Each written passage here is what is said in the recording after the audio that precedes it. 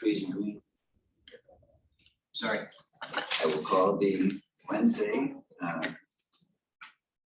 June 8th, meeting of the Trees and Greenery Committee to order. And, the first thing on the agenda is acceptance of minutes from the May meeting. I just have a small correction. On page 5, Ms. Shag said the draft of the tree committee. It was really the tree postings. The post that goes on the tree. It's not a draft. So just wanted to make one correction. Okay. Anything else? Any other questions? That's very rare that something escaped Dick Adams' notice. I know it. So we'll mark that down as a first. Tree removal requests. We have 2 requests made by Eversource for 777 Middle Road and 860 Middle Road. Scott Richardson here. Yeah. Scott Richardson representing Eversource this morning for those tree removal requests. We had 2 of them. One of them right there being at Riverbrook Entrance Condos. There's a pine tree, an oak tree, and a cherry tree, I believe. The pine and the oak are both just growing up under the phases, and they're getting kind of hammered from both ends, us trimming it down and the condo association trimming the site clearance to come out of their parking lot. They're just inevitably going to be destroyed, so we'd like to remove those. And the cherry tree grows up out of the wall. I think it's got a big rot spot on the side of it. So that's that situation. The other one is on the corner of Middle and Sweat, I believe. Yeah. Yes. Yeah, that big locust there. It's got some pretty bad rot issues at the base of it. And further up into the crotches, got some other issues going on up there. Again, like, take that out.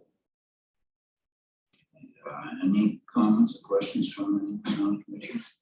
Well, I did talk with a couple neighbors when I was at the site of 3 of those trees. Scott, you probably know as well. So there's also going to be putting a pedestrian triggered light. I don't know what they call those. You know, the Rapid flashing beacon.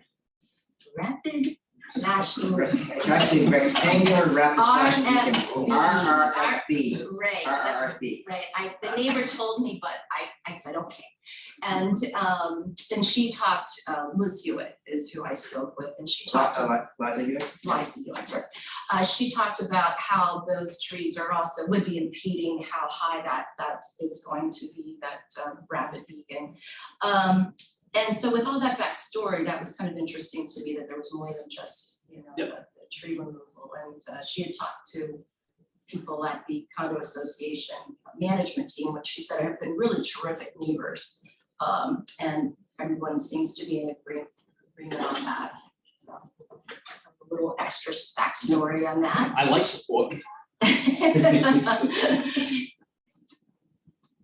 Any other questions or comments? We think Sure. I was just gonna, I'm in support of those as well. On trees for the location. Exactly. It's Mhm. unfortunate today. And that black locust just doesn't have any more years left. It's so architecturally, it's a beauty. And you know how I love big trees, and just the bark has gotten to where it's such depth and motion in it. Oh, That's all. I saw that. Okay. I got out and looked around the back as you keep telling me to do.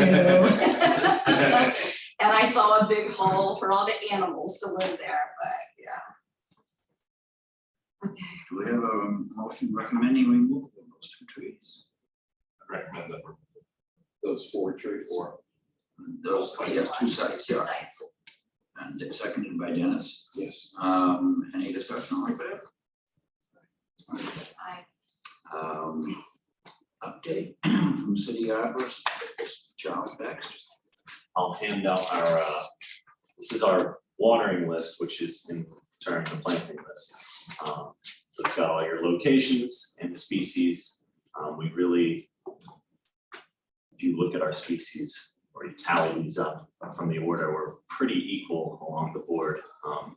The only thing that we have to take into account is, for example, like under the wires, we want to plant trees that don't grow over 25 feet. And so does every other municipality in New England. So it's really difficult to get a lot of diversity with trees that are under 25 feet. You're kind of limited to a handful of species, or on paper, you have a ton of options, but then you call the nursery, it's just so competitive.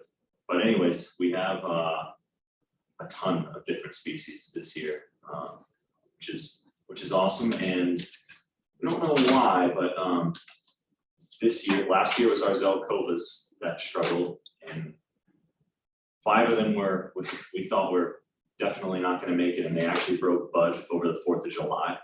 And now they're like thriving, which is really wild. This year it's we didn't have a ton of these, but the Katsuras are struggling, and we have a couple tree lilacs, which are one of the ones that we try to plant less of because we have a lot of them, and they're beautiful, but there's so much generic, but it's one of those species that stays under 25 feet and does really well. And we'll take what we can get. But we have a few that are struggling. So you'll see, my hope is, as of the Zelkovas last year, you really don't know until year 2 we've seen with these trees. So they might look dead or close to it, but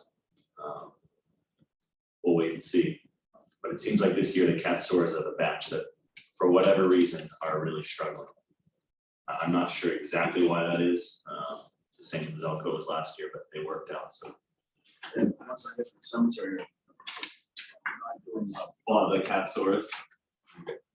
The weird thing is, same nursery, same stock last year, did excellent. But we're watering about once a week right now. The rain, sometimes twice a week. And we water on top of, these are just the 2022 trees, so on top of these, we're watering 100 trees from 2021. So it's a combined list with 2 employees watering. So this is kind of our main priority right now, unfortunately.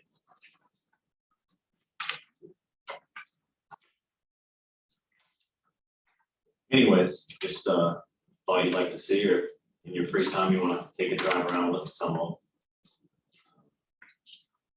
Goal for next year will be to try and incorporate some new areas. I know I laid eyes on the section of State Street, like Cater Park there, Columbia Street at State Street. They've redone the sidewalk. It's kind of, There'll be more sidewalk. that area is kind of lacking in Yeah. trees. So, and there will be more sidewalks, so if we can fit some in there, and then some other neighborhoods as well. Feel free to think about, the only thing we try to focus on is having them somewhat grouped together for watering purposes, so we're not bouncing all over the city. But, yeah. So Chuck, since there's not a lot of variety, it's just a sourcing issue, do you just kind of just table that and just hope for next year you might have more of a variety and just kind of kick it out? No, I just- can say this, I should have corrected that, there is a lot of variety. It's just with some of the smaller trees, you don't get as many small tree opposite shade trees. Say we have 5 different species, but compared to other municipalities, our variety's through the roof. I think we're at like 15 different species, and no more than 5 or something. I have the tally, but there's really, compared to other municipalities in New Hampshire and Massachusetts, we're through the roof in terms of diversity. Almost inconveniently diverse, probably, in terms of creating the order. We prioritize, so it's a lot of tedious work, but I think most municipalities are planting like 25, 30 of the species. But anyways, Would there be any point in asking the nursery, presenting them with a list of desired trees, and even if they couldn't comply next year, maybe several years ahead? yes, and we do that actually. The biggest thing is they won't do a custom order like that, but they'll have them. It's just, I don't know if it's ever since 2020 or what, but it seems like the competition is higher every year with other municipalities. But we have considered, it wouldn't the first time, multiple nurseries wouldn't create our own like plots. they just won't do that, but it's worth having a conversation with one of these nurseries, absolutely. Are you also looking into neighborhoods of like where the housing authorities are, the, We don't- workforce housing places, or those neighborhoods of Winchester and Gosling? Do we have a lot going on in those neighborhoods? That's a good question. No, we haven't. Some of those are managed by the housing authority, so they're really not city purview. But, we have close relationships with the housing authority, and Michael's on the board. So, we work with them on many things. So, yeah, I'm sure we could explore possibility of adding, and if we could have your staff water them, that would make a big difference for us, so we can plant more. They did well Sorry. around where they built it, those are all ball cypress where those green ash used to be. Where's this? Where is that? Between the fire station and. Oh, the right, court. yeah. That was four ball cypress. Wow, cool. Okay. Yeah, today's the big day, right? Yes. Grand opening, 3:30. You got two separate trucks. And these are the scheduled. Yeah, we're actually looking for. Yes, so we have 2 trucks, and this is just the 2022 list, but the way we actually do the proper watering list is it's combined 21 and 22. So it's actually about this size list, the 21 and 22 for each truck. And we're looking to add a 3rd tank just to try and get ahead, because it's a ton of time. Yeah, and next year, we're gonna be adding a lot more trees, What we're planning on doing is having a private-public partnership with residents to take half of them, so 200. But we're gonna, instead of 100 plantings, it's gonna be 200, so that's a big impact in terms of staffing. Yeah, this is basically priority, and if it stops raining and starts getting really dry, then we're not doing any tree work. And right now, our tree work is pretty much solely street clearance for trash trucks. Unfortunately, just that time of year. It's a never ending. You could do the whole city, and now this has to be done again. Just in terms of maintaining 15 feet of clearance, without pillaging the road. There's a balance, you have to make proper cuts, so we don't want folks thinking that we're coming through it. Jay, are we seeing above average growth this year? On some plants, yes, we just did a couple of pruning workshops in a couple of different towns, and some plants, have just taken off this break. Crazy. That little warm break that we had, obviously got things going and got things, taken off. We did a bunch of lilac classes around the state, stuff like that. What are you finding? I don't know what to compare it to, so does the tree actually tell itself? We had a drought 2 years ago. Yeah. Let's back off, and the abundant rain of last year and starting out this year. The trees are a year to 2 behind. Okay. So that's why, whether it's construction damage or drought or whatever else, it takes time, for that problem to show itself up on the tree. Like if you dig a ditch along the side of the tree, you won't see damage. You'll see a couple leaves missing or a backhoe bang on the side of the tree, but you'll see that damage 3 or 4 years into the future. That it knows that it's, slowed down and missing some growth or whatever else. So your growth that you're getting now, tree talked about it to itself a couple of years ago. And this might be a strange question, but where does the water come from? Is it just some city water? Yeah. City water. Yeah, We're getting fluoride treatment too. I did wonder if it was just a simple little, I don't know. That's a good different- question. I will say for our compost tea that we do on ball fields, and we do them, at least we'll do it once this year to all the trees. We have to use the dechlorinated water, so you can let the water dechlorinate itself, but we actually have a hydrant in the rye that we take care of. That is Are you full from? unchlorinated. I don't know why that is. I'd have to ask Jim Talbot. What is the difference between what effect does the chlorine have? The chlorine can kill biology that's in the compost. On the compost? Yeah. On the tea. There you go, that liquid compost. And all these trees this year, we also inoculated at the time of planting with mycorrhizae, which is a fungus that has a symbiotic relationship with the roots to help water uptake. So we're hoping, to be honest, that don't look as awesome as last year, but the ones that were kind of on the fence last year are all phenomenal this year, so I'm not terribly worried. it's not like they're stone dead, it's just Yeah. the leaves are smaller. Some of them are a little wilted, that was the case last year, and this year, those ones are massive. We've had huge growth on the second year trees this year. I think that diversification that you're doing is fantastic. Well, Peter probably remembers at one point we had this nativist kick that we only could plant, or the recommendation of only to plant native species, which limited you a bit. And then when you try to get under 30 feet, limited a bit more, and so I think this is great. And if this, I think my personal feeling is it's important to plant as many as we can, not miss a year because of supply, so like kids missing a year of school because of COVID. Yeah. You know, you can't make that up very easily, and so I think that's great. And we do still we do still have a ton of natives. It's almost like we have all the natives you can plant, but then we add in some that are not native, just we really don't think it's gonna hurt. Chuck, would you like to just sort of give your native, non-native speech spiel?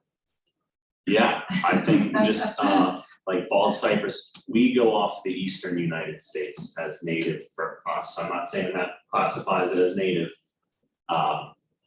But with temperatures that we've had in the past few years, 6 years, and winters that are a little different than I remember them being.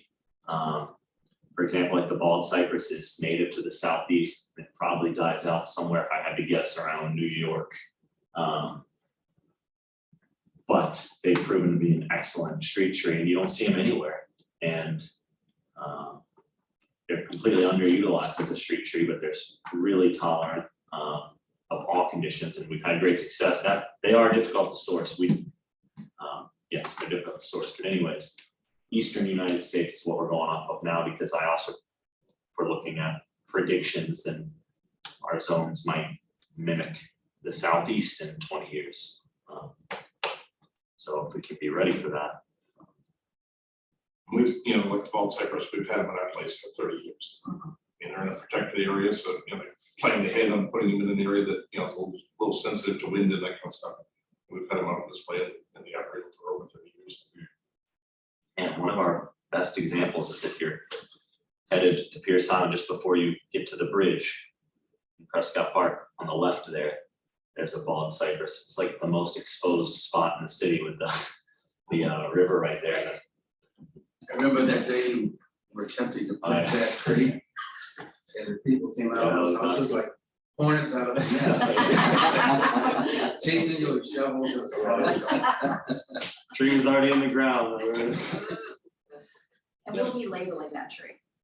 Excellent. That'll be one of those ones that choices, yeah. Awesome. Like, I really appreciate you talking. We met last week to look at some tree identification, and we talked about native and non-native, and I really appreciate that you're thinking ahead.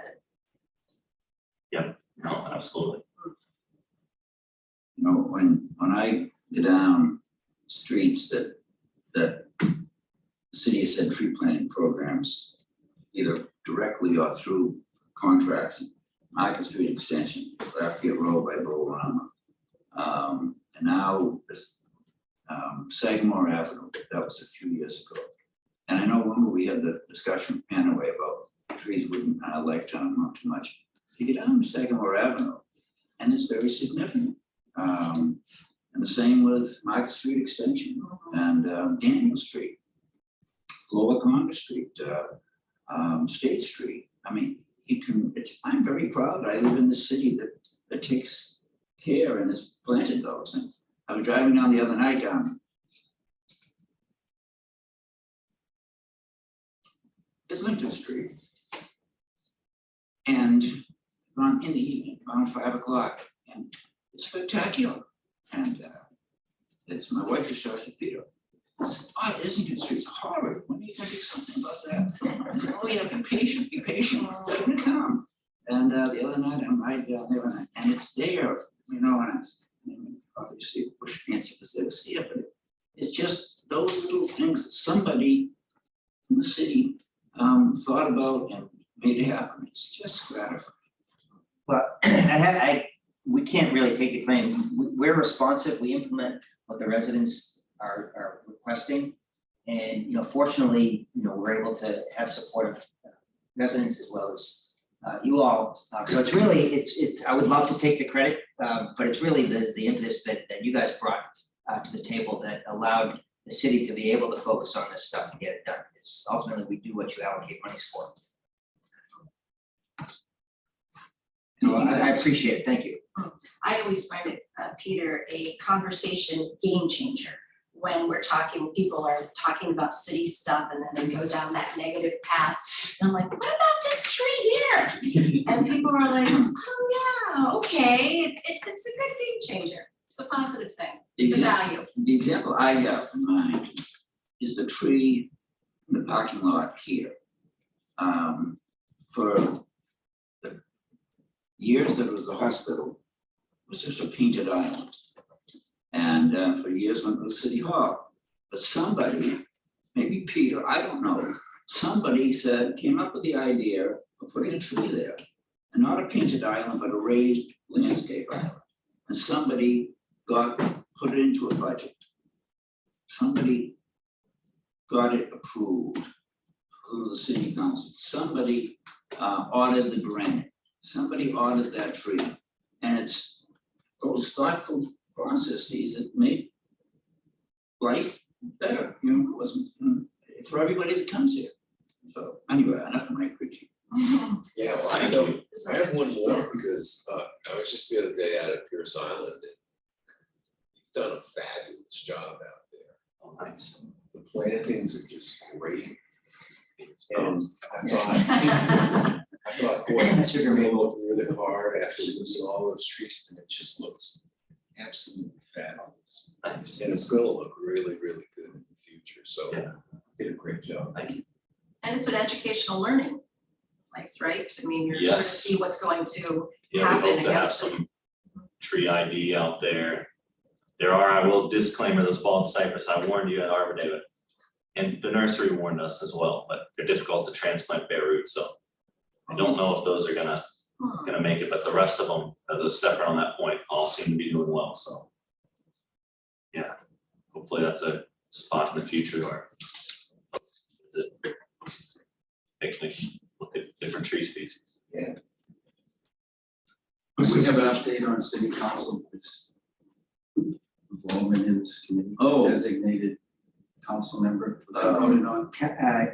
Assistant Mayor Kelly proposed that, and I think there'll be first reading the 21st. I think, I didn't look this up, but I suspect we may be one of the few committees that doesn't have a council representative. I believe that is true. I'm trying to think, this is the only committee that I am involved with that doesn't have it. Park and Traffic Safety does, the power, aggregate power does, the skate park does, Pierce Island Committee does. I said, we were DEC, created by Mayor Sorrell. So it was sort of a mayor's committee, it wasn't a standing committee, and we've been switched over now. And I suspect that is the history of why there isn't a council, because we were sort of an extension of the mayor. And I should point out and confess that I don't know how many years I had never been elected or appointed in here, and I would welcome a coup. And but it's kind of a neat committee, and so it'll be good to have some. it's always been the feel-good committee for me. Yeah, It's like, except for the Little Harbor, I'm still scarred by that, the Little Harbor episode. For the most part, it's always been feel-good. well, that was Scott's fault. Yeah, Let's blame it on Scott, right? But you drive down that area now and it's like, you don't even realize No. it was done. And I wish we could have all the people that were so stridently opposed to that, take them all down there now. Because when there's lots of other trees there, the impact is just so much less. And I think that's an important lesson for everybody. That was my lesson from Little Harbor was, and I wasn't on the committee then, is that I started to look at row 2. What was row 2 looking like? And I thought, and I looked, and row 2 was going to get a moment to shine, and it was great. So when we go out and we're walking around and we're looking at trees to be slated to be removed, now I look like, what is behind it? What is contextually around it? Is there a tree across the street to balance out the whole? So that was a wonderful learning experience. That's what my takeaway was too. Yes. Dennis, I'd be happy to let you take a group of people down there. I'm gonna say it over, sit back in the office. Right, well, we can just put a couple of postings out and everyone will just come. Anything else on Did the, the Panaway contract go up here? No, it did not. But what is the status of that? I The guess. status of that is that we separated State Street sidewalks from Panaway and Maple Haven. And we are planning to circle back with those two neighborhoods for a fall bid for spring construction. So did anyone bid on State Street? The 14th that you, chapter 14th. Well, so I'm a little lost. So we tabled that for a kind of a recommended vote. And now, the sense that I was getting at that juncture when we met last time, you know, with whom showed up and the conversation that we were sort of, might have been directing towards a more no. And so are we going to revisit that as a committee to weigh in on that? Or is that going to happen? With the bidding process, that sort of leads me to believe that now those trees are all going to come down and the sidewalk is going to be put in. Is that where we're at? I'm lost. The intent is to confirm that the neighborhood is interested in doing this. Okay, And so how? No, understanding the impacts to the trees. You know, are you still interested in doing this? Good. So how will that happen? Not a lot like the Lumber Room, go. We'll have another public meeting. okay. We'll point out specifically the trees that are gonna be taken down. I think the idea of a site walk is probably a good idea. You know, it's as Peter pointed out, the chairman pointed out, that areas that have had trees removed and then replanted do come back and have an improvement in short period. Yes, they're not large majestic trees, but there are benefits in the near term. You know, within 5 years, 10 years, you experience a foliage and a canopy again that do benefit the community and the residents. So it's not like, you know, within our lifetimes, we're not going to see the benefits. There's a balance. You know, we've been asked to put sidewalks out there, and you know, yes, people say, well, who asked you to do that? You know, well, the city government, the council allocated appropriated money for us to do this. We've been asked to move forward by the council. The council is also asking us to make sure that the residents want to do this. So, you know, frankly, if people do not want sidewalks in the area, that is something that I'd be more than happy to comply with. And so my question is, what kind of process do we have to figure out what that community wants? And how do you make, is it if 51% of the residents want to have sidewalks, then you're gonna have sidewalks? Or what's your decision-making rule for those, to make those decisions?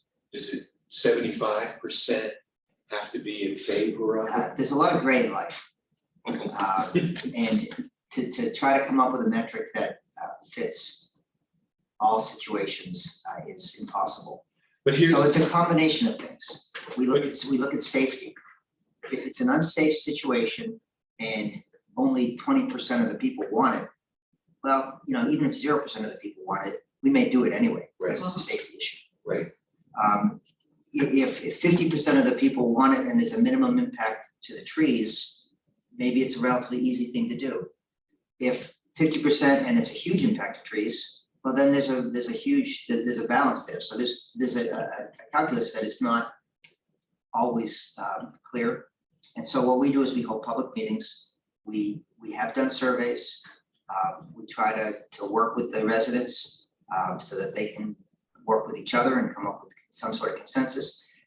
You know, obviously, it's nice to have a solid majority, you know, above 50% solidly. But it's not always that way.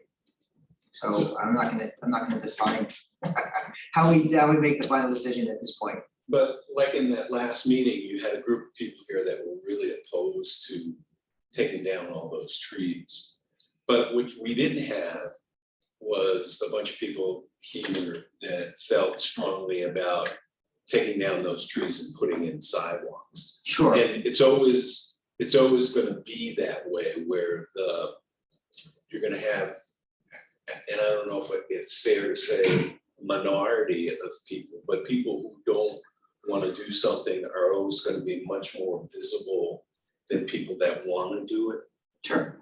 And so then there's always the people that don't wanna do it, it's like, oh my gosh, government is shoving this down our throats. And when in fact, that's not what's happening. So following up what Dennis is saying, the hearing public process I presume isn't gonna be just focused on the trees. It's gonna be a broader, hey, everybody in Panaway, here's what's we're proposing, here's what's involved for trees, what do you think? And I suspect in Peter's position in city administration that important to be steeped in some Old Testament sections of Solomon and trying to decide how to weigh these things. And you can't really split any babies here, but Yeah.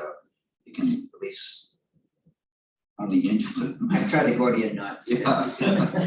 But what seems to be absent from this discussion, I find curious, and that is what if 100% of this committee does not favor removing the trees, does our opinion count for nothing?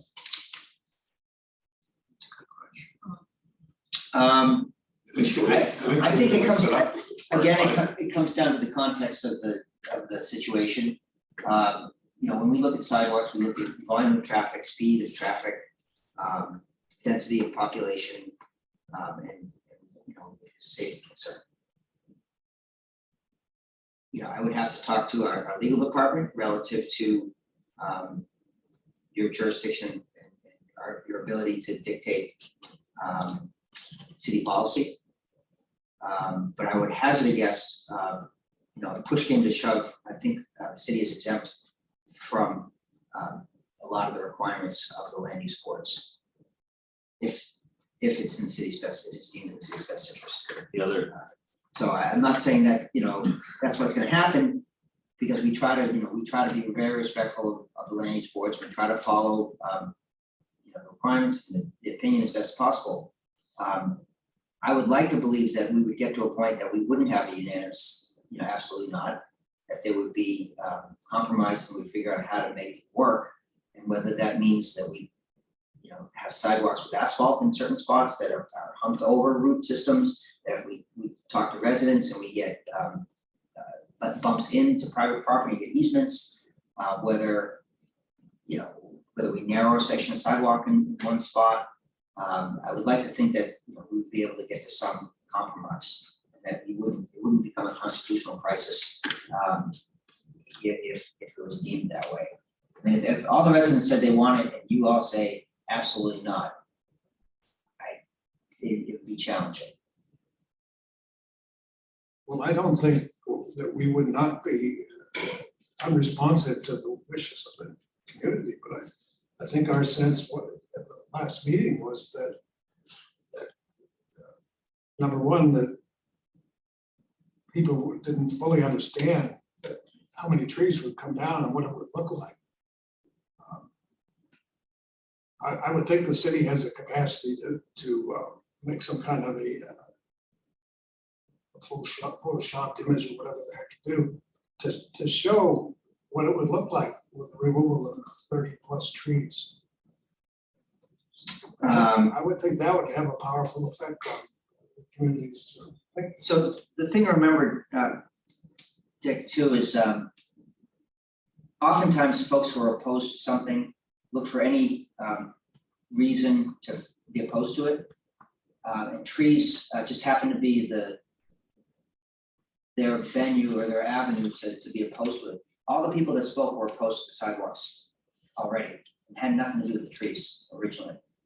You know, yes, the trees are an impact, and we need to make sure people are clear, but we did make it clear during our presentations that a number of trees were going to be taken down. We did show pictures of the trees and you know, that doesn't mean they can conceptualize what it really means when it's gone. But you know, there is an effort to educate, there is an effort to make it clear the types of impacts. Photoshopping in a bunch of pictures could be a useful exercise. However, there is an expense to that, there's a time to that, and we don't have that in-house expertise to do it more than just, you know, cutting and pasting a section. We might be able to try it, but it's still not going to take away the shading that's already there. You know, so you take a picture. And is it gonna change anybody's mind? I had the same sensitivity as Dick. When I was looking at this, when it first came in, I thought, well, the city council somebody had hearings on this. I knew that there was an active community that was calling for, and because I heard from them afterwards, they're calling for the sidewalks. And my thought was, if the community called for it, the city council approved it, I'm not gonna step in the way and say, you can't do it because I don't think you should be able to cut the trees down. But then when we had the hearing, it became, the real question was there a community, what was the extent of the community process? And we didn't have that input. I mean, Peter had some of it, but we, I think what was decided was that we would have a new process, and people can come out and say, and if it's on a broader approach to sidewalks and trees and everything else, safety, the public says yes, then we should go. And what came true to me was that this was a very long process. It was 10 years, is that true, Peter? That when it started to initiate and then evolve and get into the CPI, and it, you know, it's just how things are done. And then by the time we got to where I feel like we were late to the party, you know, that this committee was, and sort of playing catch up. And so then it just seemed sensible to go ahead to take a pause and to take a moment to take the pulse of truly what the will of that neighborhood is. So, And you we're know, at that point. the CIP process is advertised, it's the public hearings. There are ample opportunity for residents to participate in this, to involve every potential committee that's impacted by a capital improvements plan. It's not feasible. If somebody had told me 2 years ago or a year ago that people would be against putting sidewalks in their neighborhood, I would have said they're full of crazy. You know, residents have been pounding on us to get them sidewalks forever. And to have a group of residents in 2 neighborhoods to say absolutely not, you know, it's like, our job is not to make people's lives miserable. If they don't want sidewalks, great. That's right. It's infrastructure we don't have to maintain, it's capital expenses we don't have to spend, it's maintenance, you know, we don't have to deal with. Yeah. So, you know, and we are not gonna take a lot of energy. If this neighborhood is, they don't have consensus, we're not gonna spend the money there. We're gonna just go somewhere else. We've got plenty of work to do, and it's really,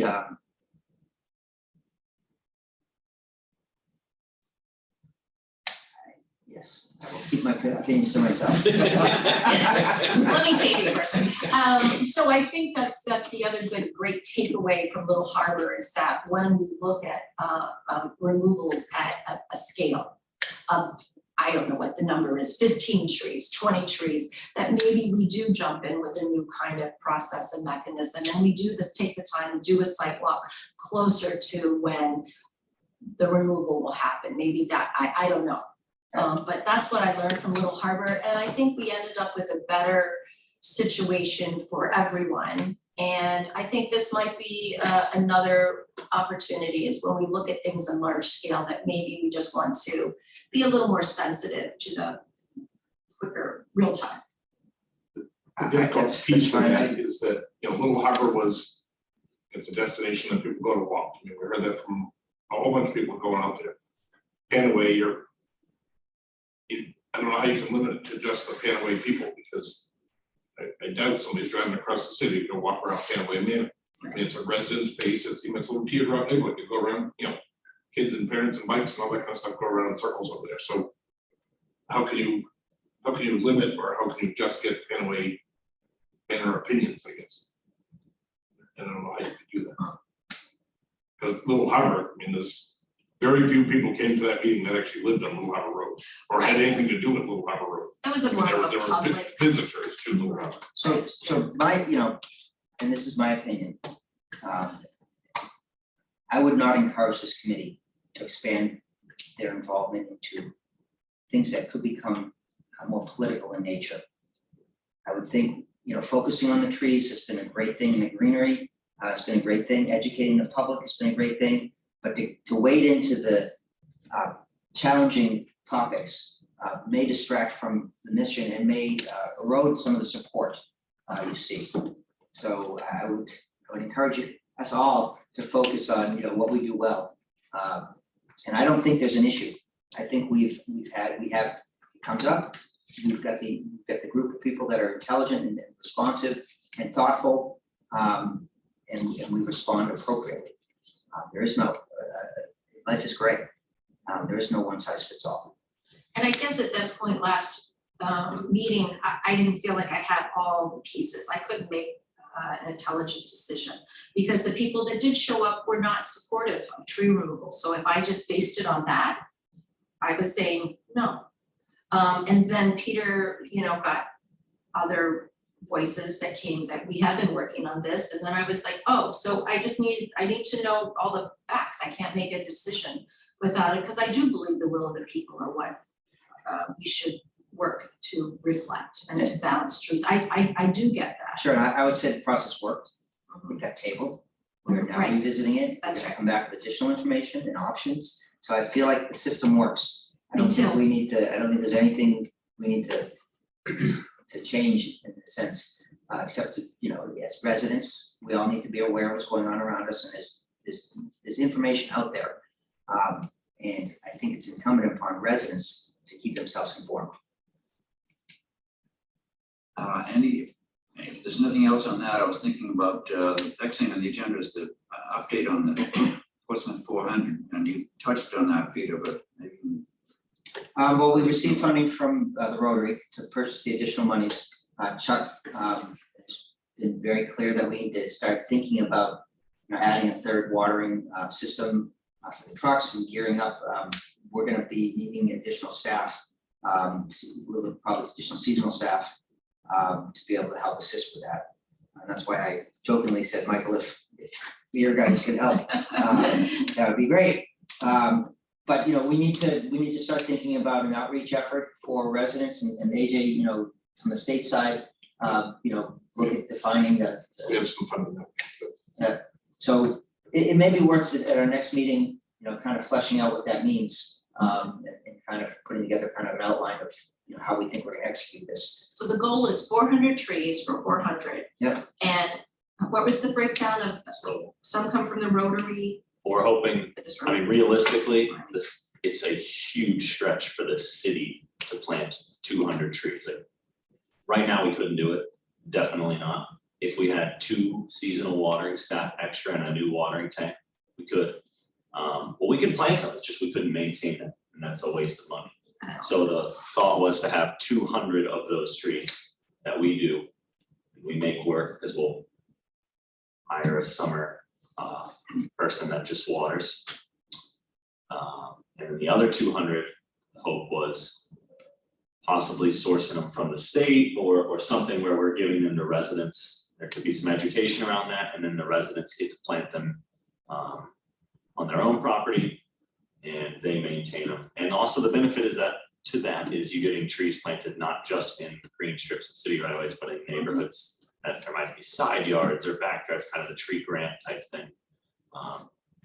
So that was the thought, because for us to plant 400 total, unless we had a drastic change in staffing, it would be, we could water them. So some of these are probably not gonna be followed by, gonna, or containerized maybe, they're not gonna be bare root stock if you're gonna go with residents.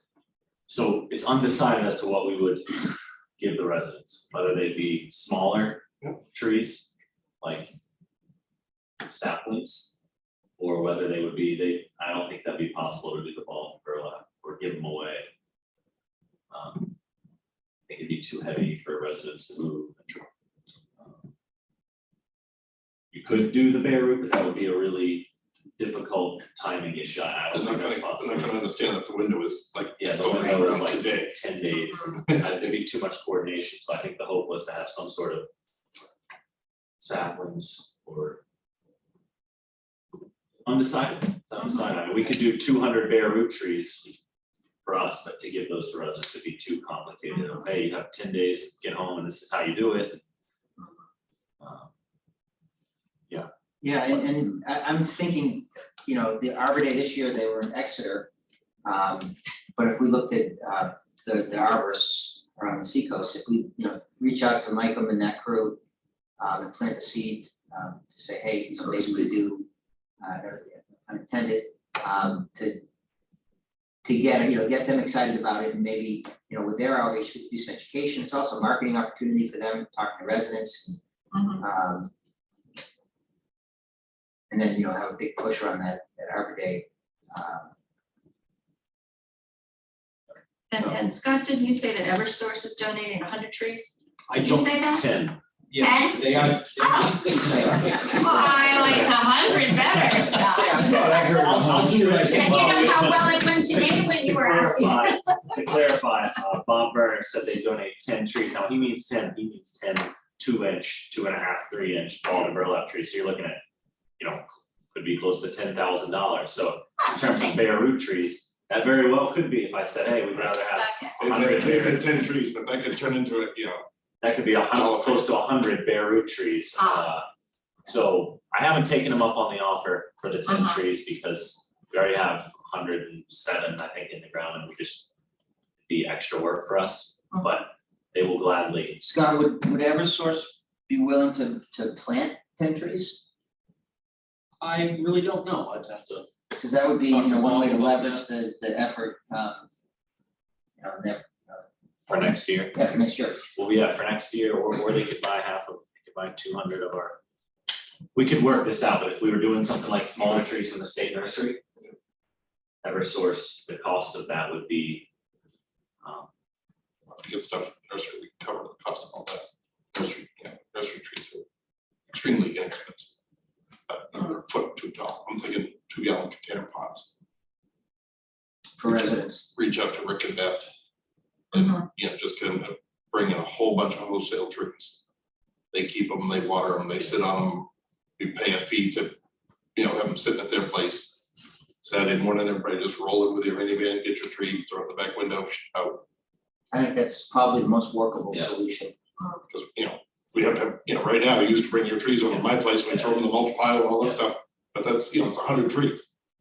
You're looking at, It's not, you're looking at, 500 5-gallon pails sitting in somebody's driveway. Yeah. For a So matter, And I don't think we should underestimate fine lilacs. It's amazing when I walk around town and listening to tourists, they're like, what is this? oh, yeah. No, so we thought we'd label some lilacs, and there's some beautiful specimens of that purple, Corston white. It is our state flower, so. Even though it's not native, but who knows? Well, I know there's. But there's ways to go at this and, Yes. people with a mass production sort of buffet kind of thing. Pick out, I think that's a good Eight idea, or having 10 them top- off-site, someone's taking care of them, we purchase them, then people can report there to get their tree. whether we ship them all to my place the week before or whatever, we Yeah, do a or couple all Saturdays. DPW. Or we go somewhere, but in the meantime, getting them, bringing them in, potted. Or polymer gets tough, I agree, but if they come in a pot, they're gonna weigh nothing. 3, 4, 5 feet tall, easy to stick in a car or minivan or, wherever you're sticking it in. Be good. Couple of quick little education programs, little pamphlet. Yep. Hey, where's the root flare? Well, here. And that's the way we did it in Concord for several years with the Greenworks, situation that they were dealing with. Yeah, you can have a DPW even in the parking lot, like hazardous waste day, Yeah, so once. I think it'd be, Drop off your hazardous waste and grab a tree. That's actually not a bad that's a idea. great idea. But I Because they're mean, both stormwater initiatives, and that's That's right. stormwater initiatives. That's That's a very good idea. Well, would we start to kind of message at the, well, Peter, would this integrate the messaging of this project, integrate into the 400th PR? All the content that because they're putting out a lot, but could that be part of it? So Yeah, people could- And you had reached out and said, could you get involved, it would be beneficial, and I said, yes, as an individual, that'd be no problem, but as a committee, if we deputize to represent for the 400th, or Dick, or AJ, Or Dick, whoever wants to be, I could be Dick's assistant.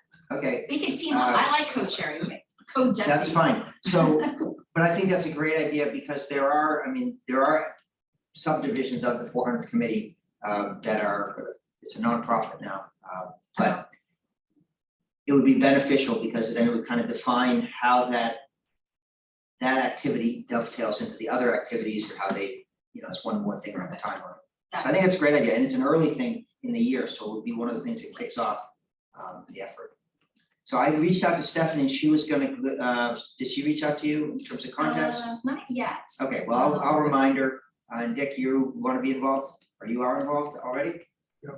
Okay, so I would make a motion that Dick and Deb participate in the 400th process and be our eyes and ears, voices to help coordinate.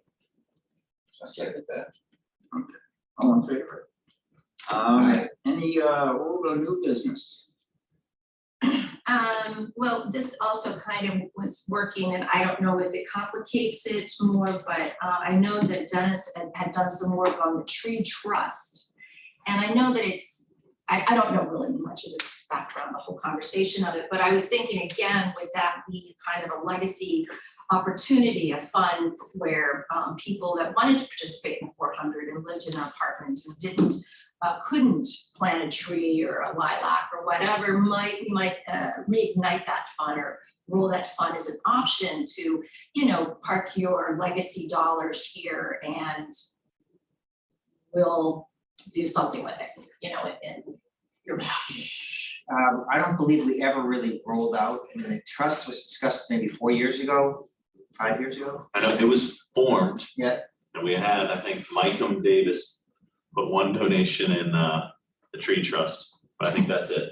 We haven't done much with it. Yeah. for I sure. actually don't know how it works.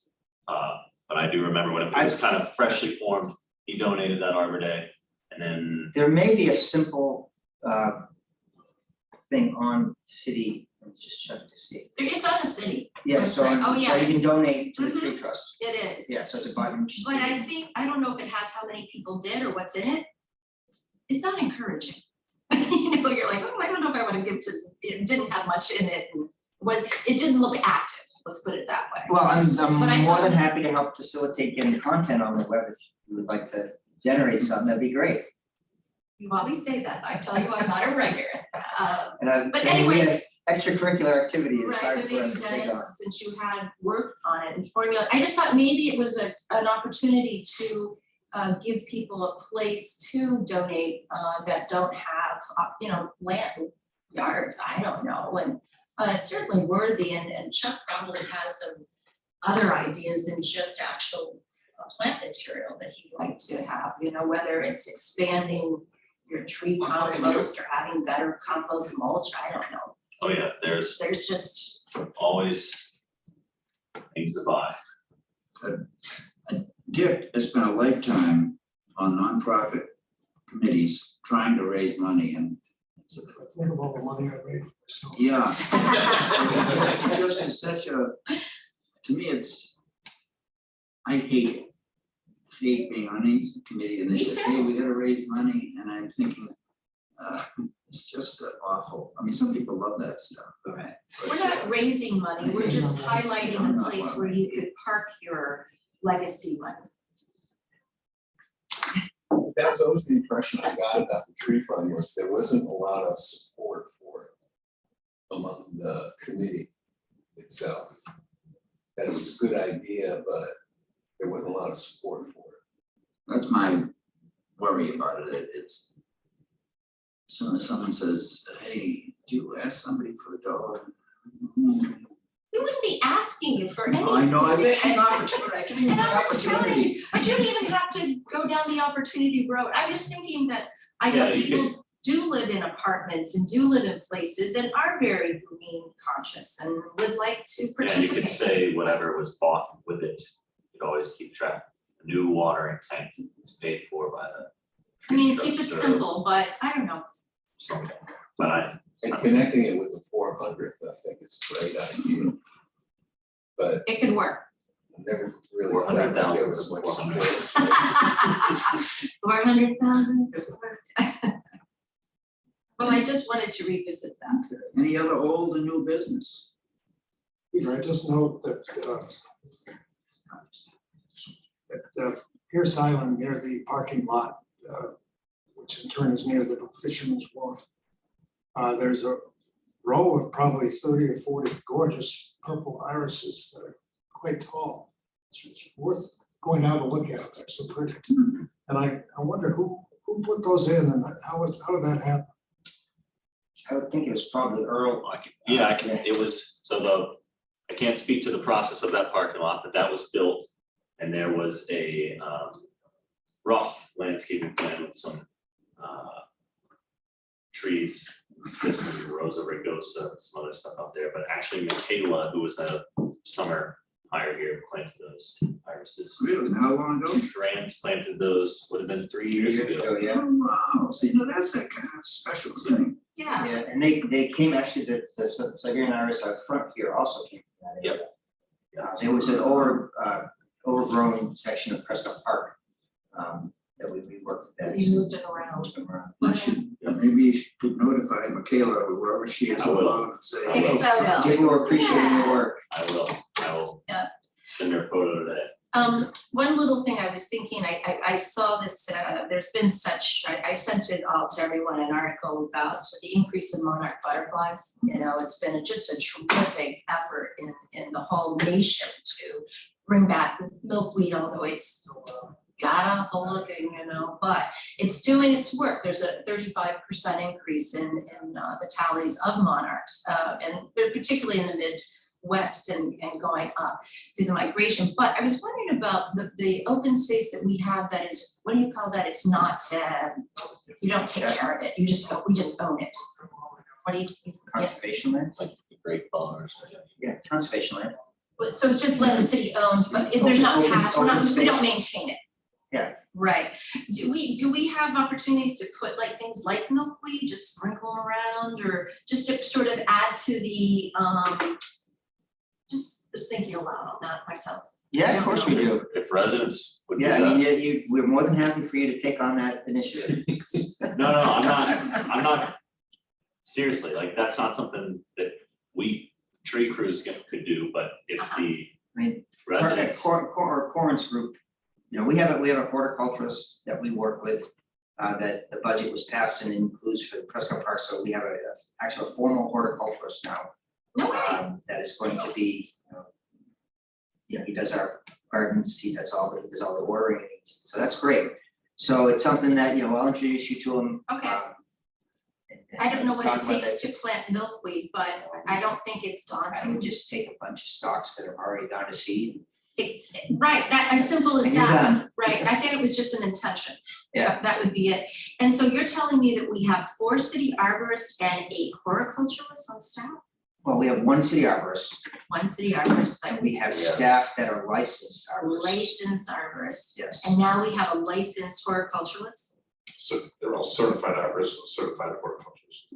Well, and I think it's important, and in the It tree is. report, I tried to make it as clear as I could that we have somehow been able to, in a time when it's very hard to hire anybody, Peter and company have been able to hire people who, among their other talents, are certified arborists. And then we don't have 3 or 4 people that only look at trees every single day. And that it's, I mean, I was afraid that the city council saying, oh, look at that, oh, we got all these, we don't need 3 arborists. Well, we have people who have that skill and make that contribution, but that's one of the many skills they have. And we're very fortunate to have them. And frankly, you know, if we only had 1 arborist and 3 people working with them, those 3 people would be working to become arborists.